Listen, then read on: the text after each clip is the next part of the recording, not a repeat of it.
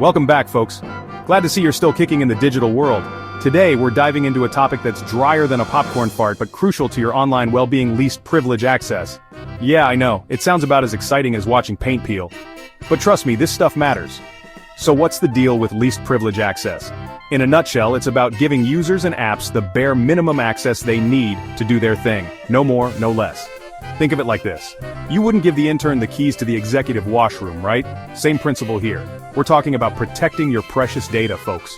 Your digital life is like a bank vault, and we want to make sure only the right people have the combination. Stay tuned because we're about to break this down like a bad breakup. Let's get visual, shall we? Imagine your digital world is a giant, majestic castle. You're the king or queen sitting pretty in your royal PJs. You've got knights, cooks, stable hands, the whole shebang. Now, would you hand over the keys to the entire castle, including the royal treasury, to every single person who walks through those big, fancy doors? Of course not. You wouldn't trust the court jester with the crown jewels, would you? That's just asking for trouble.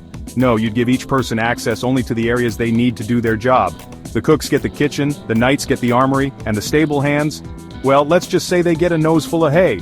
That, my friends, is least privilege access in action. Giving everyone the keys to the kingdom is just asking for a digital disaster. Alright, let's ditch the castle metaphor for a sec and get down to brass tacks. Least privilege access is a cybersecurity principle that's all about limiting access to information and resources. It's like giving your kids a weekly allowance instead of letting them loose in a candy store with your credit card. Why is this so important, you ask? Well, imagine what would happen if someone hacked into your email account. Not just any email account, the one where you store all your passwords, credit card info, and embarrassing karaoke videos. If you're practicing least privilege access, the damage would be minimal. They might get access to some spam emails and maybe your cat meme collection, but that's about it. But if you're handing out digital keys like party favors, oh boy, you're in for a world of hurt.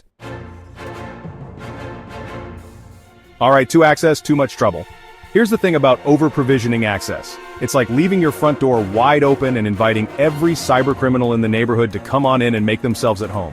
One wrong click, one phishing scam, and bam, they're inside your digital walls, wreaking havoc like a toddler in a china shop. Remember that castle analogy? Imagine if the court jester did get his grubby little hands on the crown jewels, or what if the stable hand, in a fit of misguided ambition, decided to try on the king's armor? Chaos, utter chaos. That's what happens when you give too much access to too many people or apps or devices. It creates a giant, gaping security hole that's just begging to be exploited. And trust me, the bad guys are always looking for an easy way in. The upside of locking things down. Okay, so we've established that giving everyone and their digital dog access to everything is a recipe for disaster. But what about the flip side? What are the benefits of embracing our inner control freak and locking down our digital kingdoms with the zeal of a paranoid dragon hoarding its gold? Well, for starters, least privilege access drastically reduces the attack surface. It's like putting a moat and a drawbridge around your castle. It makes it a whole lot harder for the bad guys to get in. And even if they do manage to breach your defenses, the damage they can do is limited. But it's not just about keeping the bad guys out. Least privilege access also helps you maintain compliance with those pesky data privacy regulations. You know, the ones with the long, boring names that nobody actually reads? Yeah, those. Wrapping our heads around least privilege. So, how do we actually put this least privilege access thing into practice? It's not as complicated as you might think. First things first, you need to know what you're dealing with. Take inventory of all your digital assets, your accounts, your devices, your data.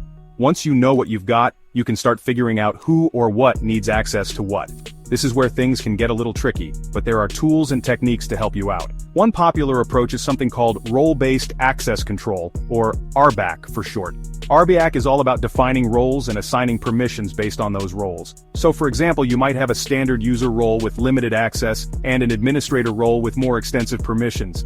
It's a simple but effective way to manage access and keep things organized. But the most important thing is to start somewhere. Don't let the complexity of it all paralyze you into inaction. Start small, take it one step at a time, and remember, every little bit helps.